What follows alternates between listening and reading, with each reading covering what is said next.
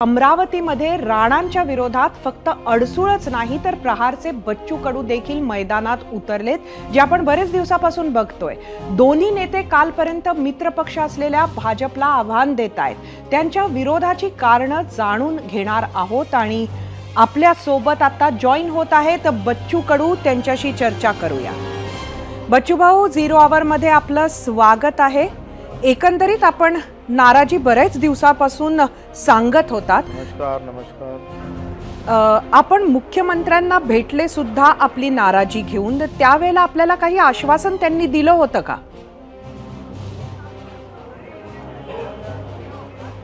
आता तो बैठकीचा भेटण्याचा विषय संपलेला आहे।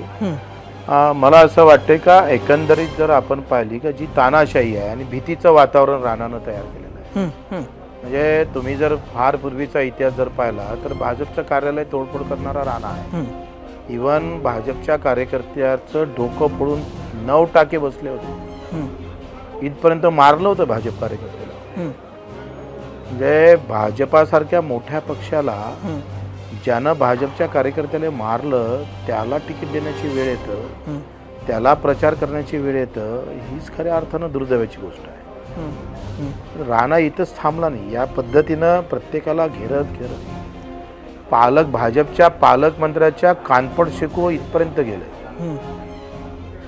पालकमंत्री हा बालकमंत्री आहे, इथंच थांबलं नाही तर मला सुद्धा घरात येऊन मारू तुझ्या। म्हणजे सत्तेचे गोडवे घ्यायचे। आम्ही 40 आमदार गेल्यानंतर ही सत्ता प्रस्थापित झाली, भाजप सत्तेत आलं, राणा विसरला आणि माझ्या मतदारसंघात येऊन बच्चू कडू खोके घेऊन गुवाहाटीला गेला। हे इथंच थांबला नाही तर प्रत्येक आंदोलनात विधान परिषदमध्ये बच्चू कडू पैसे खातं, अशा प्रकारचे खालच्या स्तरावरचे आरोप करणं राणानं कधीच थांबवले। त्याला बळ कोणाचं होतं मला माहित नाही आणि निवड लोकशाहीचं पतन करण्याचं काम राणानं केलं।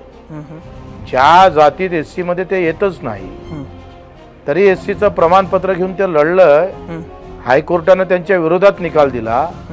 किमान मला वाटतं 70, 40, 70, 80, 90 पानाचा निकाल। त्यांनी स्पष्ट सांगितलं की हे फ्रॉड आहे, त्यांच्यावर गुन्हे दाखल करा, काय करा हे सगळं सांगितलं। सर्वोच्च न्यायालयाने 2 वर्ष तिकीट जाहीर केल्यानंतरची ऐकून तुम्हाला मुख्यमंत्र्यांकडनं काही फोन आला का, काही फेरविचार होणार असं वाटतंय का? शक्यच नाही। त्यांनी आता फेरविचार करा नका करू।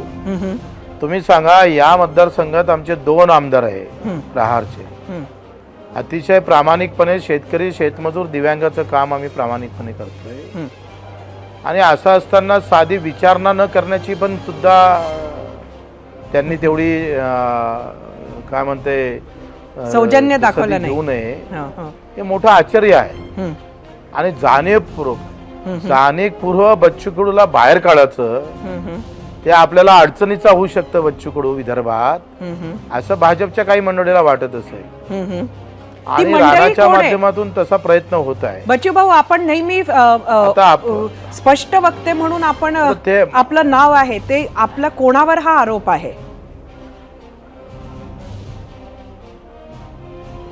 आणि आरोप हा सामूहिकरित्या आहे। मला एक सांगा का, तुम्ही एक सांगा, ज्याला निवडणूक लढवायची आहे त्या पार्टीला किमान विचारात तर घेतलं पाहिजे का नाही? साधा प्रश्न आहे।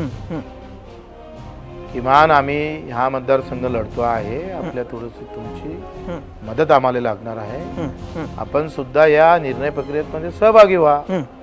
याचं औचित्य न दाखवणे, उलट आमच्यावर आरोप करणे हे चुकीचं आहे। हा, आमची शेतकऱ्याबद्दल मजुराबद्दल भूमिका अतिशय स्पष्ट असतं, अतिशय स्पष्टपणे त्याच्यामध्ये भाजपचं मन दुखवलं असेल, मान्य करतो, पण आमची नाळ आम्ही शेतकऱ्याबद्दल आणि मजुरांबद्दलची कधी तुटू देणार। माझा शेवटचा प्रश्न आपल्याला बच्चू भाऊ, आपण उमेदवार उभं करणार की फक्त राणांचा प्रचार करणार नाही?